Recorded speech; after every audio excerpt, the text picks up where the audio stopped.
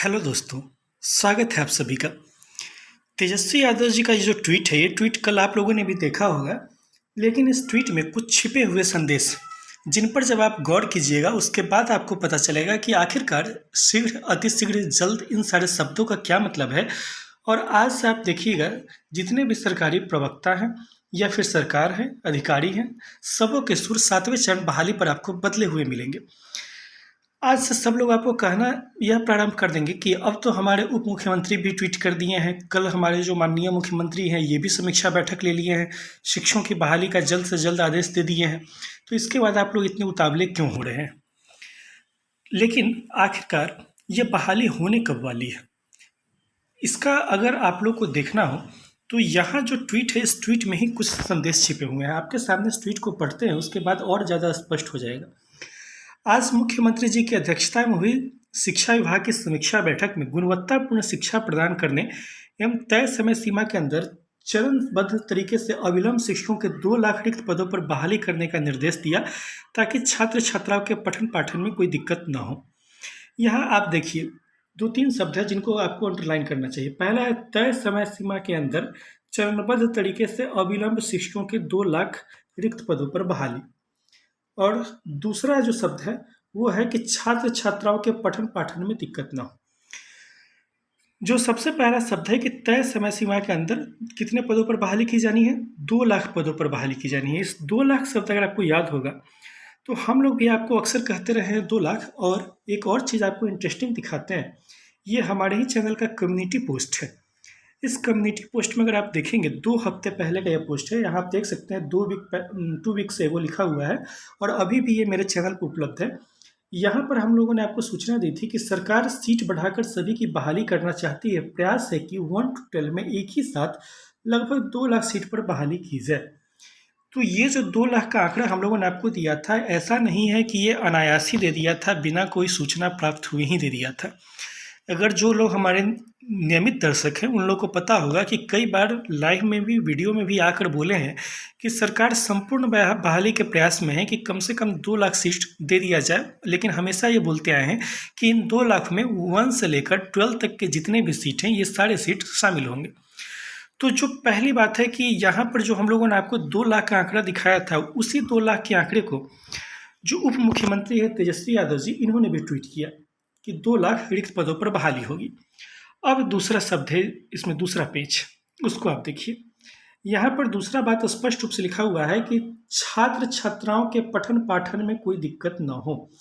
अगर स्पष्ट रूप से याद होगा तो प्राथमिक से लेकर माध्यमिक विद्यालय तक की स्थिति यह है कि विद्यालयों में शिक्षक ही नहीं है। कई जगहों पर ऐसा देखने में आया है कि बच्चे विद्यालय में विरोध प्रदर्शन कर रहे हैं कि शिक्षक नहीं है, शिक्षकों को बुलाइए। वे अपना किताब कॉपी तक फेंक देते हैं कि हमारे विद्यालय में शिक्षक नहीं है तो क्या होगा, हम कैसे पढ़ाई करेंगे। तो चाहे 1 से 8 की बात हो या 9 से 12 की बात हो, विद्यालय में शिक्षक हैं ही नहीं, तो पठन पाठन की प्रक्रिया तो वैसे भी प्रभावित होगी। तो इस पठन पाठन की प्रक्रिया में अगर आपको सुधार करना है, चाहते हैं कि शिक्षकों की बहाली हो, तो वो तय समय सीमा के अंदर ही करना पड़ेगा। यानी कि आप देख रहे हो कि मार्च में बोर्ड एग्जाम हो जाता है, फरवरी मार्च में बोर्ड एग्जाम हो जाता है। इस बोर्ड एग्जाम के लिए भी आपको विद्यालयों में शिक्षकों की आवश्यकता पड़ेगी, क्योंकि अगर विद्यालय में शिक्षक ही नहीं रहेंगे तो इन छात्रों को पढ़ाएगा कौन? जो आज क्लास 6 में है वो 7 में जाएंगे, 7 में है वो 8 में जाएंगे, 8 में है वो 9 में जाएंगे, 9 में वो 10 में जाएंगे। ये प्रक्रिया चलती ही रहेगी, ठीक है। तो विद्यालयों में शिक्षकों का होना जरूरी है। अब नेक्स्ट बात एक और इन्होंने जो लिखी है कि तय समय सीमा के अंदर, तय समय सीमा का क्या मतलब है? यहीं पर मामला फंस जाता है कि आखिरकार ये शीघ्र का क्या मतलब है, दूसरा कि जल्द का क्या मतलब है। शीघ्र है शब्द, जल्द है शब्द, तुरंत है, अविलंब है, ये सारे शब्द इतने पर्यायवाची शब्द बन गए हैं कि इन सारे शब्दों को सुन सुनकर आप भी कंफ्यूज रहते हैं कि इस तय समय सीमा का आखिरकार हम मतलब समझे तो समझे क्या? 1 महीना, 2 महीना, 1 सप्ताह, 2 सप्ताह, कोई एक डेट तो आप बता दीजिए। अगर आपको तारीख पता हो, आप स्टेशन पे खड़े हो या गाड़ी पकड़नी हो और आपको पता हो कि मेरी गाड़ी 6 बजे आने वाली है, तो उस हिसाब से आप अपना बाकी काम एडजस्ट करके निकलते हैं, स्टेशन पहुंचते हैं।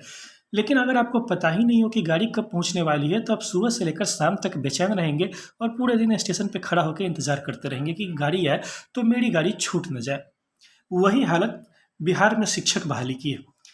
तय समय सीमा का यहाँ पर मतलब समझना हो तो उसके नीचे दो वर्ड शब्द लिखे हुए हैं, चरणबद्ध तरीके से। इस चरणबद्ध तरीके पे बहुत ज़्यादा विवाद है, जिसको कि आप लोगों ने शायद ठीक से गौर नहीं किया होगा, या फिर जिन लोगों ने गौर भी किया होगा तो उन्होंने सोचा होगा कि ये बहुत हल्का शब्द है कि इस शब्द को ऐसे ही छोड़ दिया जाए। नहीं, यहाँ पर बहुत सोच विचार के ये शब्द डाला गया है कि चरणबद्ध तरीका।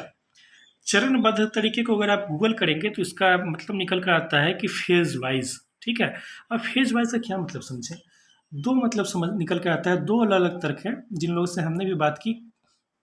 ये इतना छोटा सा शब्द नहीं है, इसी में शीघ्र जल्दी का मतलब छुपा हुआ है, इसलिए ये मत सोचिए कि ऐसे ही ट्वीट कर दिया है। चरणबद्ध तरीके में दो दो दो मतलब इसका निकल कर सामने आता है। पहला जो मतलब निकल के आता है कि सिक्स्थ फेज खत्म होगा, उसके बाद हम सेवेंथ फेज करेंगे। चरणबद्ध का पहला मतलब ये निकल कर सामने आता है, आपके सामने स्पष्ट रूप से बता रहे हैं। दूसरा जो मतलब निकल कर आता है कि चरणबद्ध तरीके से, वो है कि 7वें चरण में सबकी वैकेंसी एक साथ दे दे। ठीक है, सबका फॉर्म भी एक साथ भरवा ले, लेकिन काउंसलिंग अप टू डाउन हो। काउंसलिंग की प्रक्रिया अप टू डाउन ये लोग स्टार्ट करवाएं, ये भी मतलब निकल कर आता है। अब इसमें से कौन सा तर्क प्रबल है ये आप लोग ही बताइएगा, क्योंकि हम लोग भी अंतिम निष्कर्ष तक नहीं पहुंच पाए हैं। कि अब लिखा तो खुद तेजस्वी यादव जी है, तो उनसे तो डायरेक्ट फ़ोन करके पूछ नहीं सकते हैं कि आप लोगों ने ये चरणबद्ध क्यों लिख दिया।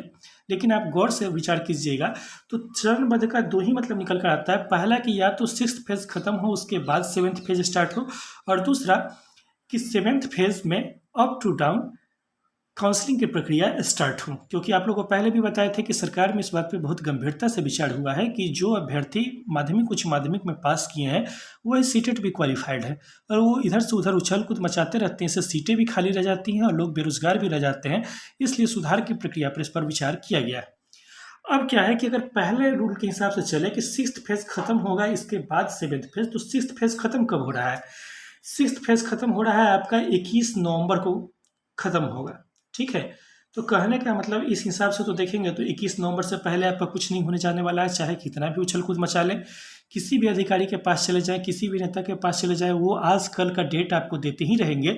बोलेंगे कि हम शीघ्र कर रहे हैं, जल्दी कर रहे हैं, मुख्यमंत्री बोल दिए, उप मुख्यमंत्री बोल दिए, 15 लाख बोल दिए, इतना बोल दिए, 20 लाख बोल दिए, जितना बोलना है वो आपको आजकल का तारीख देते ही रहेंगे। और आप बार बार यही सोच के सर का बाल नोचते रहेंगे कि आखिरकार इस शीघ्र और जल्दी का मतलब क्या है। तो इस शीघ्र और जल्दी का पहला मतलब तो पहले तर्क के हिसाब से ये निकलता है कि सिक्स्थ फेज खत्म होने के बाद सेवेंथ फेज। ठीक है, क्योंकि इसमें कानूनी अड़चन भी है। हालांकि देखिए, ये भी एक तर्क दिया जाता है कि आखिरकार सरकार एक ही साथ पैरेलल बहाली क्यों नहीं करवा लेती है। सिक्स्थ फेज का एक तरफ सिक्स्थ फेज चलाए और इसी के पैरेलल आपका सेवेंथ फेज चलवा ले। ऐसा संभव है, ऐसा नहीं है कि असंभव है, लेकिन सरकार ऐसा क्यों नहीं करवा लेती है। इसलिए नहीं करवा लेती है क्योंकि करवाना आप चाहेंगे तब करवा पाएंगे। ये एक मुझे लेम एक्सक्यूज़ लगता है कि सरकार केस से डरती है। मुझे ये बहुत बचकाना हरकत लगती है कि केस से ऐसा भी क्या डरना। केस से आम इंसान डरता है जिसके पास पैसा नहीं होता है मुकदमा लड़ने का। सरकार के पास ऐसा मुकदमा लड़ने के लिए क्या पैसों की कमी है। दूसरी बात, सरकार को अगर केस हो भी जाता है तो फ़ायदा ही होगा, क्योंकि आपको 2-4 साल तक वेतन नहीं देना होगा। इसलिए मुझे ये बहुत लेम एक्सक्यूज़ लगता है कि कोई केस मुकदमा नहीं हो, इसलिए हम चाहते हैं कि पहले छठा चरण खत्म हो जाए, इसके बाद 7वां चरण हो। ये मुझे प्रभावशाली तर्क नहीं लगता है, क्योंकि अगर आप में इच्छा शक्ति हो तो आप ये बहाली आज का आज शुरू करवा सकते हैं। छठे फेज के पैरेलल भी 7वां फेज हो सकता है। ऐसा कोई कसम थोड़ी खाए हुए हैं कि छठा खत्म होगा उसके बाद ही हम 7वां करेंगे। ठीक है, ऐसा हो सकता है कि जो 7वें फेज के अभ्यर्थी हैं, जो 2018-19, 17-19, 18-20 ये इन सारे बैच के छात्र हैं, इनको छठे फेज में मौका नहीं मिलेगा, लेकिन ये लोग 7वें में तो आ ही सकते हैं। ठीक है, ये बात। तो पहले तर्क के हिसाब से चलेंगे तो जब तक आपका छठा फेज खत्म नहीं होगा तब तक 7वां स्टार्ट नहीं होगा। चाहे आपको कितना भी शीघ्र बोल दिया जाए, जल्दी बोल दिया जाए, यथाशीघ्र बोल दिया जाए, तुरंत बोल दिया जाए, अविलंब बोल दिया जाए, इन सारे शब्दों का यही मतलब होगा। दूसरे तर्क के हिसाब से जब चलते हैं तो ये बात स्पष्ट रूप से नजर आती है कि 7वें फेज में भले सबका फॉर्म एक साथ भरवा लिया जाए, लेकिन प्रक्रिया जो है वो अप टू डाउन ही होगी। यानी कि पहले आपको जो दिखाई देगा वो हाई स्कूल का ही काउंसलिंग दिखाई देगा।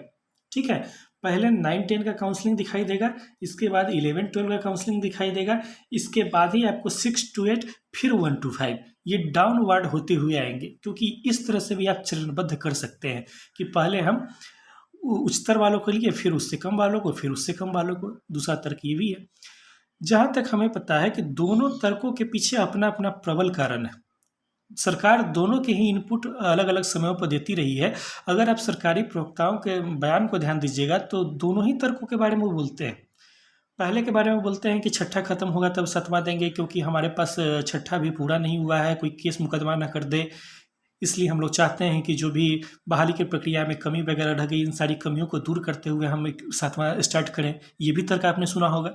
दूसरी तरफ आपने ये भी सुना होगा कि जो प्राथमिक में है वही माध्यमिक उच्च माध्यमिक में है, तो हम ऐसी प्रक्रिया अपनाने जा रहे हैं जिससे अधिक से अधिक लोगों को रोजगार मिले। तो ये जो शब्द लिखा हुआ था कि चरणबद्ध तरीके से हम देंगे, ये चरणबद्ध शब्द इतना छोटा शब्द नहीं है कि आप इसको भूल जाइए। मेरे हिसाब से जहाँ तक मुझे लग रहा है कि कोई चमत्कार ही होगा तो नवंबर से पहले आपको दिखाई देगा, वरना चमत्कार अगर नहीं हो तो सारे जो इनपुट मिलते हैं हम लोग को वो निगेटिव ही इनपुट है। ऐसा कोई भी नहीं है कि आपको बोल दे कि हाँ हम अक्टूबर में हम दे देंगे, हाँ हम 30 अक्टूबर को दे देंगे, हाँ हम 10 नवंबर को दे देंगे। इस तरह की बात कहीं से भी नहीं आती है। कल भी मिकू पाल जी वगैरह भी रवि प्रकाश सर से मिलने गए थे, वहाँ से भी उन लोग को भी यही बात कहा गया। वो वीडियो हमने भी देखा और वहाँ से भी उन लोग को वही बात कहा गया है कि ये जो प्रक्रिया है वो सरकार जब ऊपर से ऑर्डर दे देगी उसके बाद ये प्रक्रिया स्टार्ट हो जाएगी।